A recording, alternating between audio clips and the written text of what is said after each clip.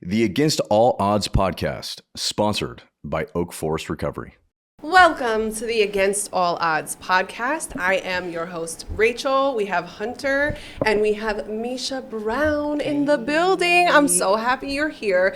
I'm going to let you introduce yourself and all that you do because you do so many things. And I don't want to influencer extraordinaire. You've been on like Broadway acting, model, probably all of the things that you do. So just let us know what you do and who you are. Yeah, my name is Misha Brown. I'm an influencer. I grew up doing acting, and that's what I did for 12 years before jumping onto social media. I am the host of a podcast called The Big Flop. I'm working on my own podcast because I'm also an upcoming author. I just scored a book deal, and I'm writing my first book. Oh my God. And it's very So what don't exciting. you do? Maybe that's what we should, what don't you do? You do everything. Yeah, I mean, I do what all the other influencers are doing these days, I guess. really. We're doing what we can. Okay, but also person in long-term sobriety, Yes. almost 6 years sober on Christmas. That's amazing. What was your drug of choice? I was a drinker. Yeah. But I would definitely imbibe in anything I could get my hands on during those years. So, Yeah. But yeah, drinking was it. Well, 6 years that's a huge accomplishment. Yeah. Accomplish? Hello? Accomplishment. Sorry, am I having a stroke? I'm sorry. So why don't we hop back? Why don't you give us a little background on you, start from childhood. Let's get into deep-seated trauma from childhood. Yeah, let's start there. Yeah. Okay, we'll take that little time machine back to 1987. Yeah. I don't know. I feel like I was destined to be a performer and to be too much and be very flamboyant. I came out early. My mom was supposed to go to a Whitney Houston concert the day I was born. I said, no, ma'am. No, I am the star. But I did. Growing up, I'm from a really small town. My dad was in the military. And I was just this little kid that just twirled into every room and was stood out in the wrong ways for everybody else. And I think I grew up lonely. Being in such a small little town, very conservative town.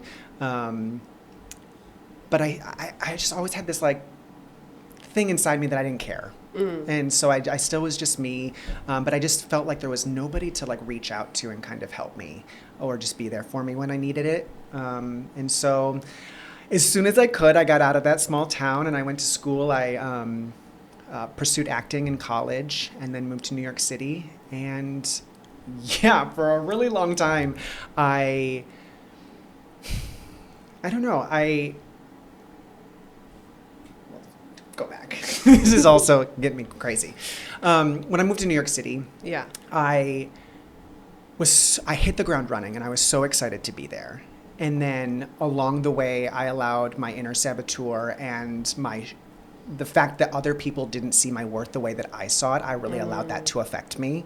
And that's when my drinking that I did in college that was fun and acceptable for that age, that's when it really started to take over. And I started to use it kind of as a costume and as a cloak to hide the fact that I was deeply insecure about my career, but also that I didn't know who I was.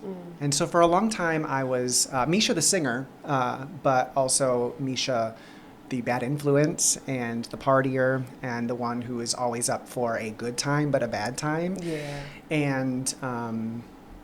And that's just what I did. I mean, I was blessed in a lot of ways. I traveled the world. I went to all 7 continents, over 100 countries. I was doing shows? I sang on cruise ships. Oh, a friend of mine does that. That's so cool. And so what was really unique about my situation, in especially the way that I partied, was that I projected that everything was fine. Nobody in my life would have looked at me and been like, are you okay? Do you need help? You were functional on the outside. I was super functional on the outside. But on the inside, I was, I was just screaming out and desperately searching for something. What does it feel like to be a functional alcoholic?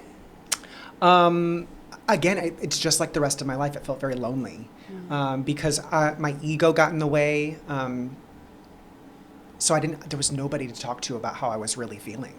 And so I was still somehow reaching out for something to make me feel better or to comfort me. And unfortunately, I was reaching out for booze and I was reaching out for drugs. And then it just got to a point where I said, that doesn't feel good anymore.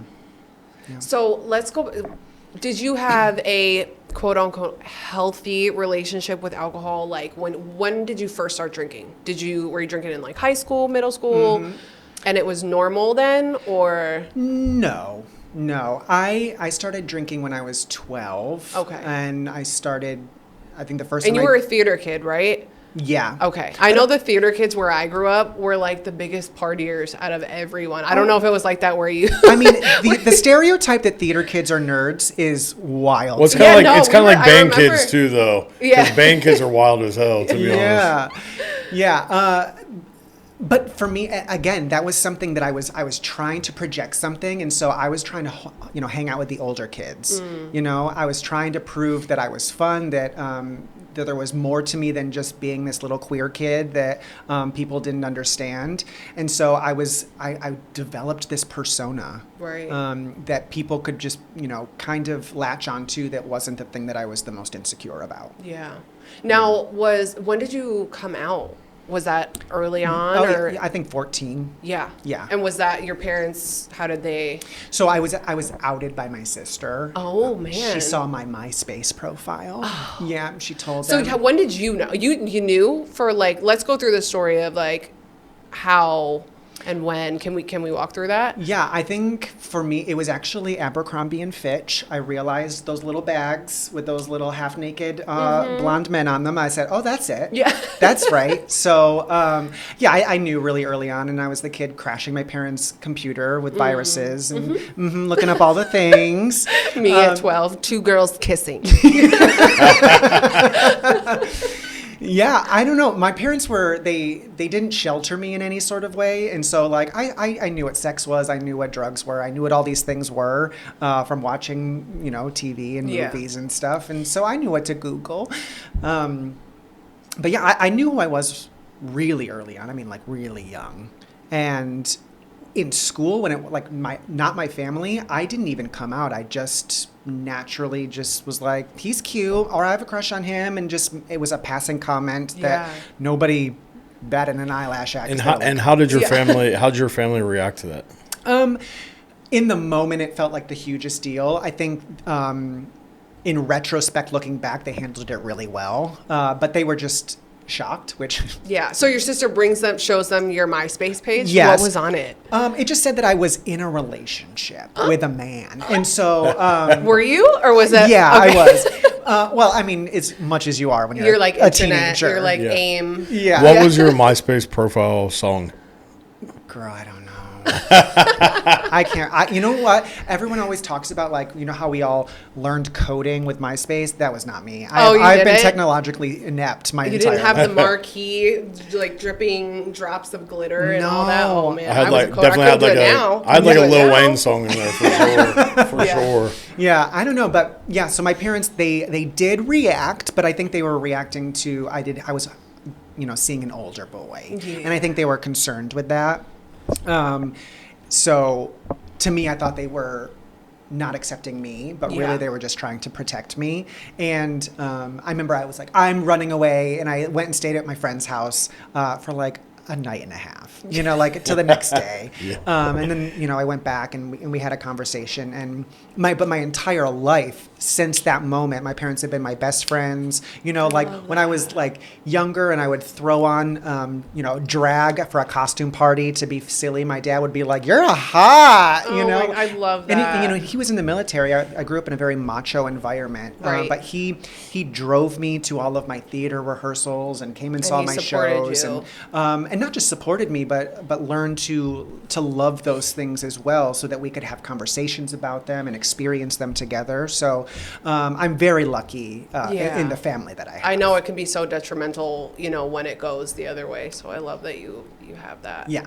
Yeah. Okay. So when did you realize really that you needed to get sober, and how did that happen? What did that look like? So I had like inklings that I was using it as a crutch and using it as, a mask, and, needed to relax a few different times in my life. I would go away for a job and then come back to New York City. I would see my friends and you just like go too hard, like getting that Coke at 2:30 in the morning at a club and binging, Very New York. binging, for however long we had it. And then just feeling like absolute trash afterward, and being like, this is real life. You're not 19 years old anymore. And, so there were a few moments like that, but when I really needed it, when I really needed the wake-up call, I was dating someone, and I'd always put guys on pedestals that they didn't deserve, some bedazzled pedestals they didn't deserve to be on, because I was desperately looking for somebody to love me back the way that I loved them. And I went away for a job. I was dating a Ukrainian ballet dancer. Oh. Mm-hmm, Google it. There's a reason why I was. And we ended up having to do separate contracts, but we were still together. I dropped thousands of dollars to go and see him on a ship that he was working on. And he invited his mom and his sister on that same cruise without telling me until the day that I showed up, because he didn't want anyone on his ship to know that he was gay and that I was his boyfriend. So he used them as a pawn of like, oh, if I invite my mom, that gives me a perfect excuse to stay in your room without them knowing, because he's from Ukraine. So our relationship was a secret for the few years that we dated. And then I walked into the gym on board and saw him already there, spotting a striking young gay British dancer. Who seemed pretty cold when he met me. So I was the OG secret boyfriend, so I knew the signs and knew that they were sleeping with each other. And I got home. I started... Excuse me. I was doing a tour with Cirque du Soleil, and I went buck wild. I was combative. I wasn't myself. No, I was a fun drunk. Yeah. I mean, I partied, but I was like the life of the party. But I was not doing that. I was combative. I was making terrible, unsafe decisions. I was drinking on the job. I was just always drunk. And then I was in a mid-level New Jersey hotel room looking at the skyline of New York City that promised me all of the dreams that I had my entire life of like having my name under lights and earning a career. And I was here surrounded by empty beer cans and a makeshift ashtray by myself because everyone had went home for the holidays. This was just about Christmas. It was Christmas Eve. And I just looked at myself and I was just like, what the fuck are you doing? Like, I've worked so hard to be really great at what I do, and I deserve more than this. And it's been holding me back for more than a decade because I've chosen this. I've chosen to hide behind this identity rather than put in more work or try to understand why I'm not where I wanted to be. I was too afraid. My ego is too afraid to own the truth of this is what I have and this is what I've accomplished and this is not what you've wanted, but what are you supposed to do? And so I just said, right, tomorrow I'm going to not drink. And then I went to bed.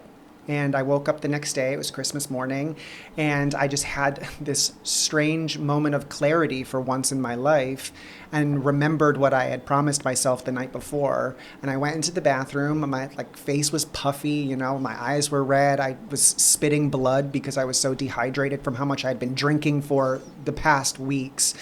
And I just said, and I thought to myself, what would you say to your best friend if she came to you right now and said that she was struggling like this? And I thought so I said to myself out loud, be your own bestie, be your own friend. And I, without thinking about it, went and got on my little Facebook. I wasn't a social media influencer. My Facebook was letting my mom know I was still alive. And I just wrote this long post letting everybody know in my life for the very first time that I wasn't okay and that I needed to make a change and take care of myself in a way that I hadn't before. And so that was the origin story. And did you go into treatment? No, I had jobs coming up. So what I did do, I joined an online community, a Facebook group called 1 Year No Beer. Ooh. And so I joined that. It gave me little, daily challenges. But what I really loved about it was the community aspect of seeing other people who were going through the same thing and being able to like celebrate people's wins, but also be there for people when they, had a misstep. I really loved seeing people's like before and after pictures and like the light kind of turning on in their eyes. And then one of the things I think was a huge key to my long-term success was I was so active in that group that they reached out and they said, would you mind sharing your story that we would, put out? And it was my first time going viral. Ever in my life. Like now I wouldn't consider it viral, but to me at that time it was like, oh my God. Wow. Yeah. But seeing all of the comments of from people, relating to it or being inspired by it. I had people reaching out to me in my DMs, which was never a thing before, being like, hey, I could use your advice, or how did you do this? Or I'm also in the performing space and understand, that world of, we're here for a short time, so let's make it a good time. Right. Kind of lifestyle that we live. And so that, I guess that sense of purpose that was something different than I was so tunnel visioned on performing that it was the first time I had a purpose that was outside of that. And so I think it was a kick in the butt that I needed. Beautiful. Yeah. And I feel like that community aspect is so important, and being able to share. I mean, that's why we do what we do, is because so many other people that are still in it, can get help from sharing. Absolutely. Yeah. What have you done since then to maintain your sobriety? So, I mean, for me, one thing I was really lucky really early on, my childhood best friend, I had drunkenly called her right before I decided to get sober, didn't remember it, I was so plastered, and promised to meet her on her birthday. Hadn't seen each other in over a decade. And she called me New Year's Eve to remind me, to be like, hey, can we make plans for my birthday? I was like, what are you talking about? And then she reminded me, I said, okay, I'll still come meet you, just so you know, I decided to be sober. And she said, we'll see. So we met in New Orleans, and it was a terrible trip. She basically used me as a piggy bank to meet up with her ex for a week in New Orleans, and all we did was walk up and down Bourbon Street. And was she drinking heavily the whole time? I mean, to the level that I was before. But they would drink, they would fight, they would make up, they would wake up and do it all over again. And that's the only thing in New Orleans I experienced. Not the food, not a ghost tour, but it was so messy and it was so off-putting. And I was like, did I look like that? Or but the fact that she didn't care enough about me to even come up with a different idea of like in the middle of the day to go do something. I was so turned off that it was like a kick in the butt to be like, okay, I'm going to at least go till 90 days. Yeah. But then after that, I realized that I was looking for something, and I realized that this was my medicine. And so I also, that first year of sobriety, by the way, I broke up with that dancer on Christmas Day. Oh, yeah. As well. I said bye-bye. Hell yeah. Paka paka in Russian. And I said, I need to date myself. Just like I need to be my own best friend for my sobriety, I need to date myself and reset this whole pattern of this merry-go-round of dickheads that I had been on. And so I developed this system where every single day I would do something for myself that had no relationship to anybody else in my life or any of my other responsibilities, something that was solely just for me, whether sitting in my car and having my favorite candy bar for 10 minutes by myself, or a bath, or something big like signing up for therapy, and so I treated myself with care for a really long time. So that was something that I learned who I was in that year in a way that I had never done before. But I also realized what I deserve. So therapy is something that helped you? Yeah. Talking it out and getting out of my ego's way and just being like, it's okay, bitch. Like, we don't have to be perfect. Yeah. So just being able to expel all of these things that I was holding on to for a really long time helped. Showing up for myself. And then when I did finally feel comfortable enough to to put myself back out there because this ass could hold up an entire economy. It's not right to hold it back from the world. That would be selfish. I did put myself back out there, and but for the first time I wasn't desperate. I wasn't in a rush to find the thing. So I was able to go on dates with people that were like, oh, you're sober, it's okay, I don't drink that much. And then when they had their third drink, I said, we can be friends. Yeah. You know, I didn't ignore the red flags that I had firmly put in the stuck in the ground. I was able to say, it's okay, I don't need this, until I was able to find somebody. Met him, we hung out. He's a year and a half more, further along in his sobriety than I am. I was just about to ask if he was sober. And he was also kind to me, and his eyes lit up when he talked about his future. And I was like, wait, chemistry and somebody who's not like a sewer rat? Okay. So we never stopped hanging out, and we're getting married in 2 weeks from tomorrow. And sobriety is just it's probably the cornerstone of our relationship. We have therapized each other, talking about what we were like when we were in the full. He went to treatment. He was a full-blown alcoholic, and almost didn't make it. And so we've talked about that. We've talked about what life looks like as sober, like what we love about being sober together, and it's become just who we are. Our house flooded last year. We had to live in an Airbnb for a week. Go watch the videos on it. Scroll back. They're worth it. Yeah. We had to live in someone else's home for a whole month. And because we were a long-term thing, they put up a care package, and they had a really nice bottle of vodka on the table. They had a bar cart.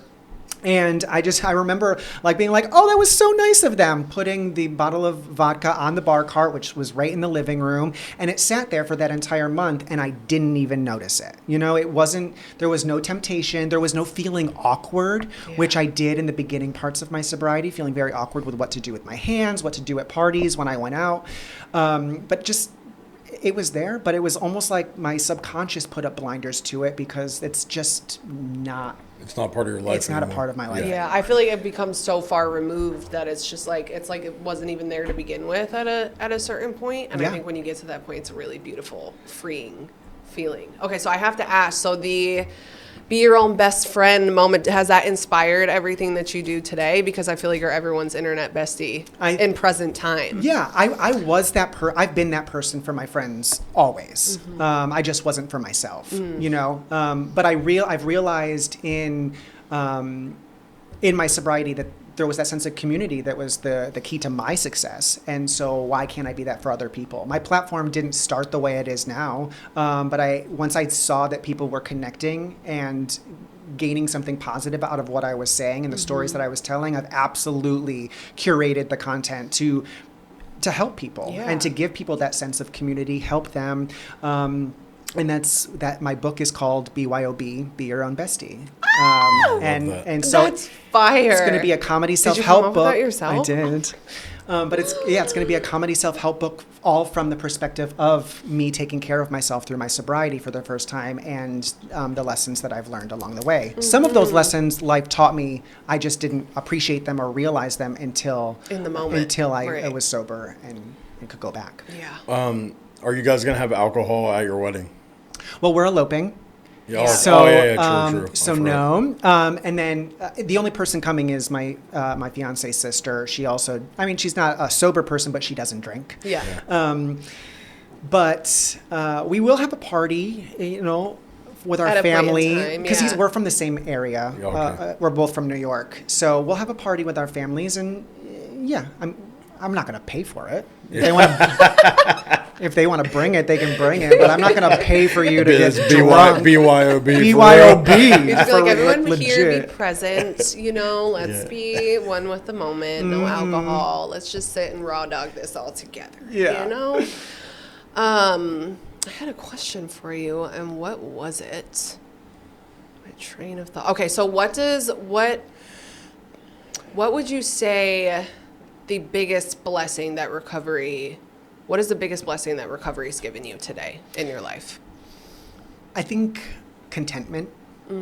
I think I didn't realize just how sad I was it was always there. But until I got to the other side of it, I didn't realize how heavy that was to carry. And that first year, I will never forget. I was in England rehearsing for one of my ships, and I will never forget a particularly stressful day of rehearsals. And I was sat in a room by myself, so frustrated with this piece of music that was in a foreign language, and I was just not able to memorize these words. And thinking to myself, once I get out of here, I am going to go to that grocery store and I'm going to get the most expensive piece of meat and I'm going to cook a really nice dinner. And then a minute later, I was like, what? My reward is cooking myself a nice dinner, not going to the store and picking up a bottle of whiskey or something. You know, I realized that was the first time my reward system had shifted. And I was so like proud of myself and so happy. And there's those little moments along the way where I realize that I'm proud of myself. I'm content with who I am. I'm content with what I'm doing. And it's freeing. It's a freeing feeling that I didn't have before. What do you think? What was the toughest part, if there was any? Because it sounds like when you got sober, your life just really became an awesome experience. But were there any tough parts along the way? Yeah, absolutely. I think anybody who suffers from addiction, I think we're running from something just as much as we're searching for something. And I think I was running from my shame. In my book, I'm writing about the first time I felt shame that I can remember. And it was putting on some high heels at my babysitter's house and seeing her face change. Someone that I loved, someone who took care of me, watching her face change when she saw me and then yell at me. And then realizing I needed to hide parts of myself in order to make other people happy. And probably that's what I learned along the way. You know, little gay kids, we go through puberty and we go through all the same things other people, but I'm also concerned with, am I sitting too much in my right hip? You know, is my voice, what's the timbre of my voice? Can people tell? Don't play with things with pink and purple because it'll give you away. And being so concerned with these things that I kind of masked and chameleoned myself all of the time. And so realizing that carried with me into my career, and I would walk into auditions, and even though I was one of the best singers in the room, I wouldn't get a part because I was flamboyant and I wasn't masculine enough. So trying to pretend I was somebody that I wasn't. And then once I got sober, finally having to sit down and face those things. Why do we feel the shame? Also, where can I take accountability in what my life has become and why we feel there are shortcomings? And so I think having to face those things, and I don't blame other people for things anymore. Having to really show up and say, how can I control this? How did I contribute to this? And what can I do to change the situation? Right. For the first time in my life, that was really scary and it was really hard. And it made me really sad a lot of the time in the beginning. And still especially at the beginning, still feeling like I couldn't share that with people because I didn't want to burden people. I didn't want to tell people that I made this decision, I declared this to you, and it's hard, and I'm not always happy. That was also something that I had to fight through. And I think then something like very shallow, something I was still in the performing space where I was around young, hot people who are only going to be together for 7 months. So we're trying to like have a really good time, but I'm the one that's like, I don't drink anymore. And what do I do with my hands at this party? And realizing there was a time for me to leave when everybody else was still having a good time. And at the beginning, that was really hard for me because everything that drove me was fitting in and being accepted and being loved. And if I were leaving, I was missing out on bonding time and these experiences. The everything else that comes with it. But you know, it seems really shallow and not that deep to feel like we're just missing out on a party. But for me, that was the driving force of those feelings are valid. Of my drinking. Do you find that sometimes being sober, like in a relationship where both of you are sober, and having like maybe even more so heightened emotions than like a normal relationship, do you find that that's kind of hard sometimes?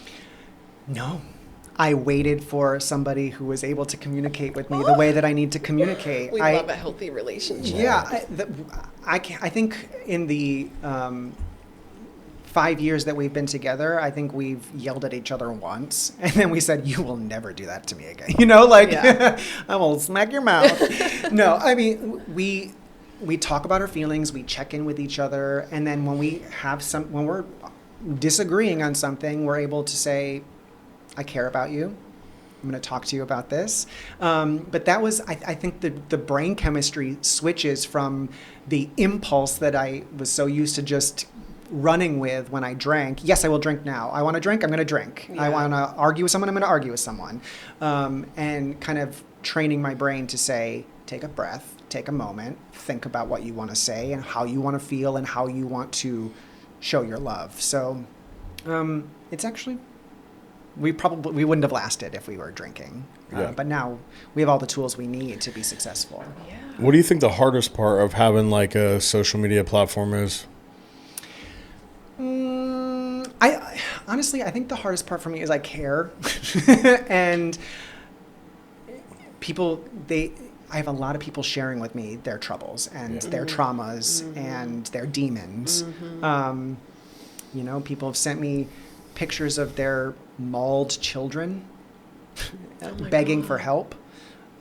People, they are not wanting to live anymore. And it becomes very hard to get that all the time. Yeah. And then to be confronted, in my mind with the fact that like, I can't respond to everybody. I can't help everybody.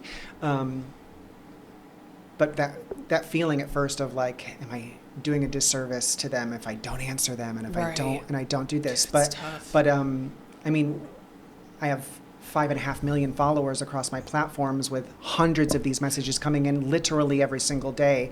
I have to protect my own peace as well. Yeah. That's pretty gnarly. gnarly. I'm on that same wave as well. I've gotten to the point, I always say like once I miss when my platforms were smaller in the, in the aspect that I could talk to more people one-on-one, and I felt like I had that connection and I was able to help every single person and get in there and be like, hey, what do you need? How can I help you? All that. But I think once you grow, 5 million across platforms, that's a lot. Like I can only imagine. I get hundreds of messages every day as well, and they're very heavy, and that's I think part of your sharing your story. You're very open online as well, and I think part of that being so open online is like people feeling like they can come to you with anything, which is a beautiful thing. Absolutely. But also it's fucking heavy sometimes. So how do you deal with that then? Like how do you deal with not being able to, I guess you just give yourself grace, right? And you just Yeah, I mean, I was just on another podcast where they were talking about like the business aspect of influencing and content creating. And I said, I take this very seriously. And so I have developed very strong boundaries. When my fiance is done with working, so am I. On the weekends, you don't have my time. Like that's me time. On vacations, you're going to see some reruns of some older videos. But then I can't, I had to let go of the pressure of having to fix everybody. That's not my job. I'm not a white savior. It's not my job. My job is to share, hopefully let other people feel, see that they're not alone and we're connected. And then I think the beautiful thing that I realized was that I've done a good job.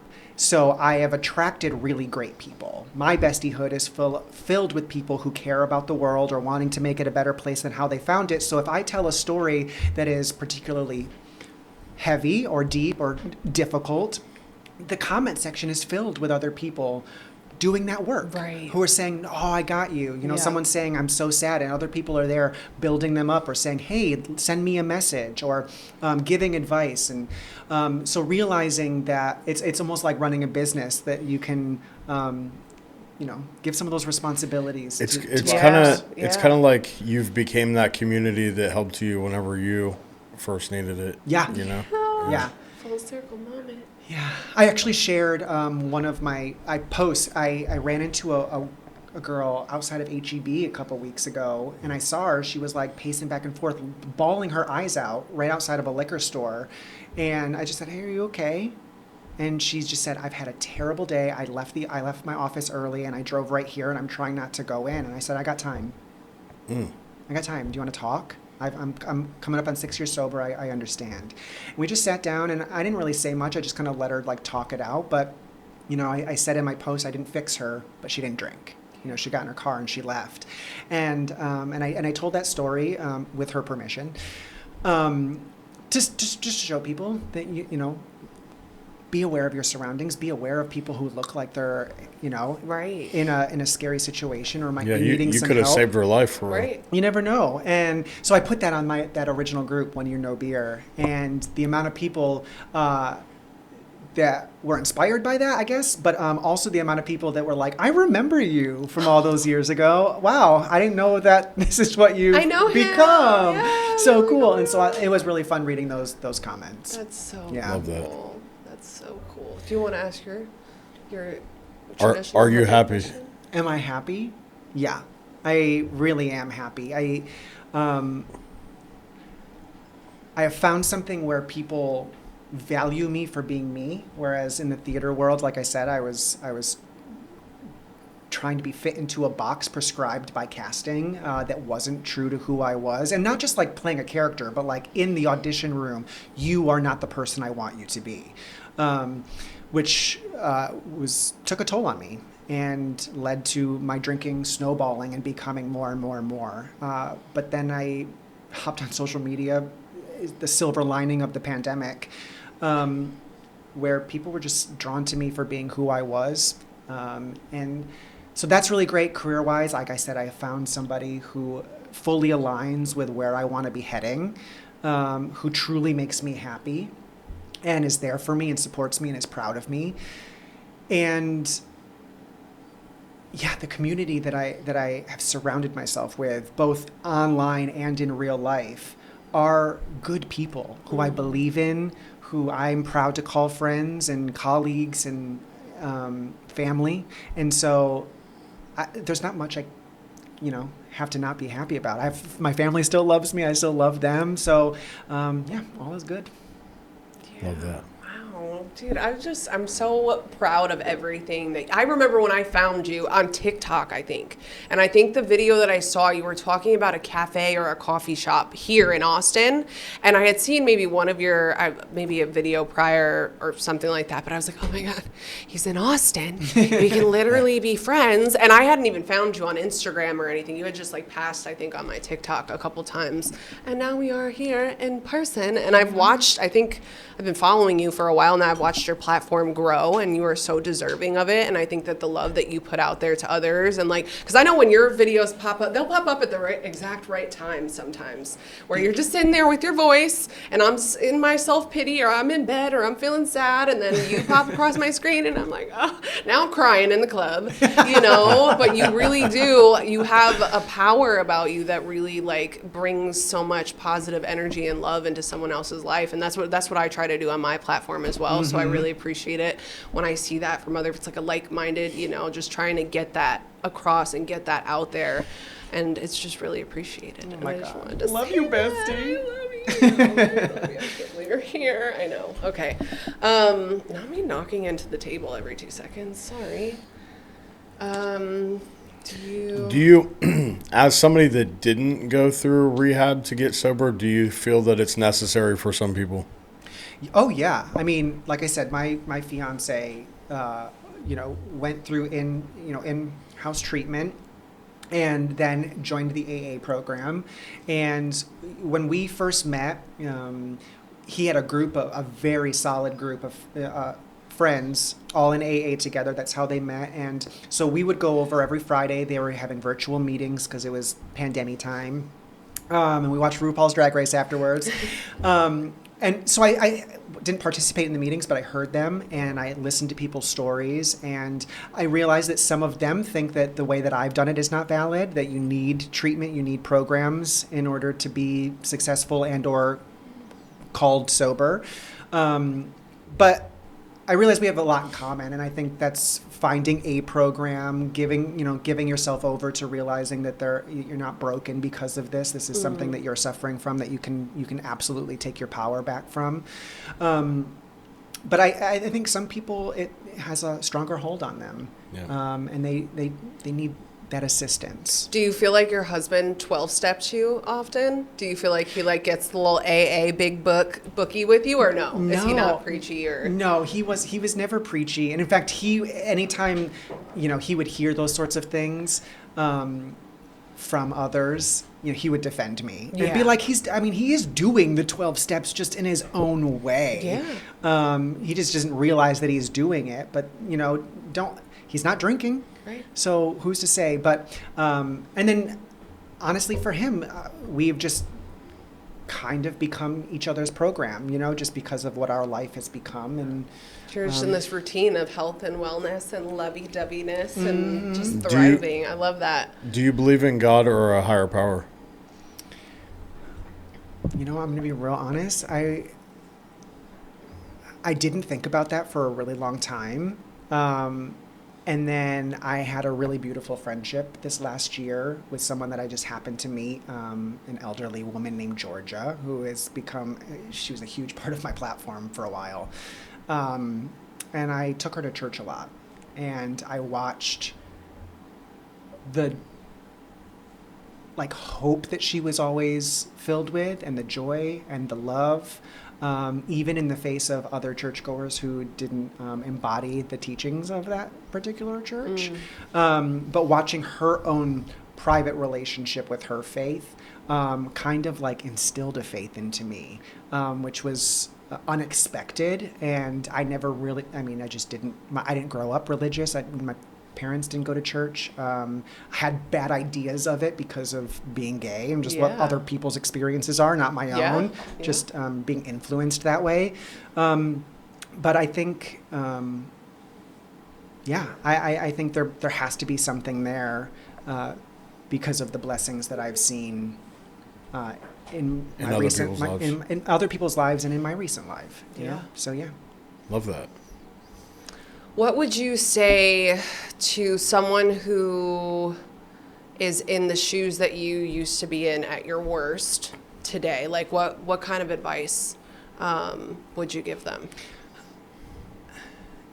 It's really hard because a lot of people that I've known in my life who I lost contact with or something, they've reached out at different parts of my sobriety to say that they were struggling. And the only thing I could do for those people was say, I'm here, I'm here. And so I think that if I were talking to anybody, it would just say, one, give yourself a little bit of grace. You're not a bad person because life isn't going the way that you dreamt it to go. But there are people in this world who love you, whether you know them or you don't know them yet. There are people who love you. Some of your best days are ahead of you. Some of the, heart-shattering loves of your life are still yet to have been introduced into your life. And so just don't be afraid to reach out. Don't let your shame and don't let your ego and don't let embarrassment stop you from reaching out your hand, because somebody eventually is going to grab it and help you along, whether that be God, whether that be a program, whether that be a specific person. There's somebody or something out there that they can just help lift you up. Just, you can lean on them. You can lean on it a little bit for that support that you need. What advice would you give to somebody that's starting on their influencer content creation journey? This is a big one because listen, I am so tired of seeing people trying to hawk courses out to people and steal their money, saying I can make you an influencer. No, that's not how it is. Because first of all, a little bit of it's luck. Lightning has to strike. The algorithm has to like you. Yeah. That's one true thing. But I would say be yourself. Have a story, have a point of view. There's not very many influencers out there who can just brush their hair and show you what they bought at Target. Yeah. Have a point of view, have something to say. But I think the other thing is, if you really want to be successful at it, you have to take it seriously. And you have to show up every single day, even after the days where a video or a post doesn't perform well. Mm-hmm. You have to keep going, believe in yourself. And every single person I know that does this shows up. And I think that's the one thing that people, they think it's easy. Yeah. They think it's easy. And it's not that it's hard compared Yeah, to yeah. other Right. compared to other jobs. Right. But to constantly be creative is like a challenge. Oh, it's mentally taxing. Yeah, for mentally, that's what it's like, tedious. That's what it's not hard by any means when you compare it to physical labor. But I have really considered, even in the last year, there's been a lot of times where I've been like, should I just go back to a regular fucking job where I can sign out at work and like come home, I can turn my brain off and have my brain back, and like there's all these other things. There's so many benefits, and I love what I do so much, and I'm sure you do too. But and it sounds like you have I might have to rack your brain on you shutting things off at a certain time and stuff like that, because I have a really hard time like balancing that. But I think that a lot of people don't realize how much actually goes into it, Oh, yeah. because it's a lot. Yeah. It's a lot. I think so. Especially, like I said, especially people who are successful at it. Right. They are really, Yeah. they're I mean, and then we hustling do and have some grinding. influencers that can literally do nothing and just make, $100,000 off of one video or Yeah. whatever like that, and maybe don't need to put in as much work. But that's not usually the norm, I feel like. How often do you post?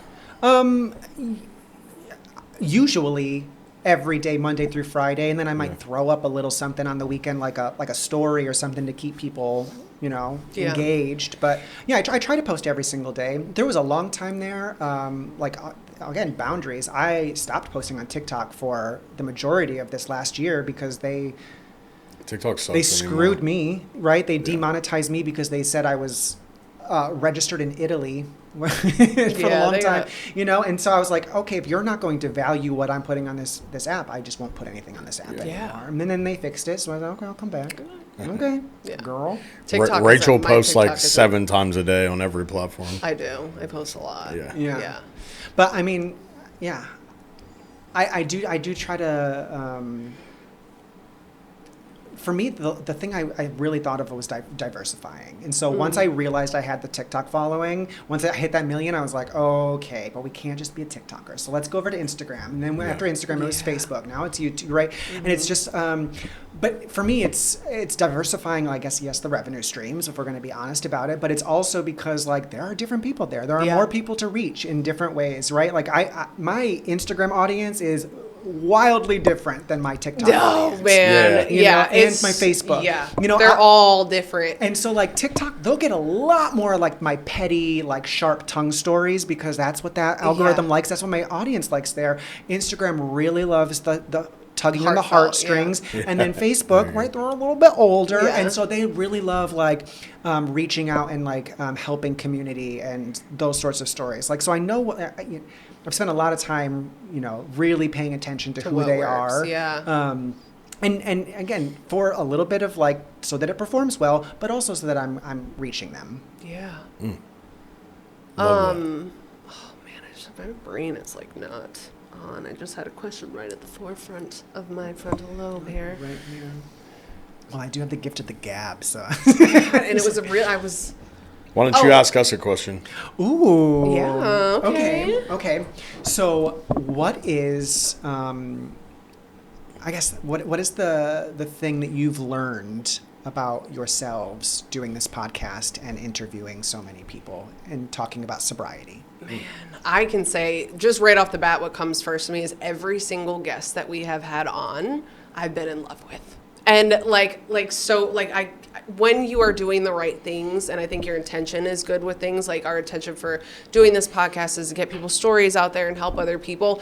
Every single guest that we have had on has been such a perfect match and gone so well, and I have just loved every single person as a human. It's just been the most special people. That's what I've noticed right off the bat is like, when I am doing the right things in life and like my intentions are good, I am blessed with just like these opportunities and crossing paths with people that are just really special. That's the first thing that comes to mind for me with the pod. What do you think? Yeah, I think I've learned that maybe I'm not as awkward as what I thought I was. I don't think you're awkward. Yeah, but I used to overthink everything. You know what I mean? You're talking about the old Hunter posts? Yeah, just like I would think only record you a see video of that. myself and I would literally I would script it and then I would record the same thing like 50 times to get one video right.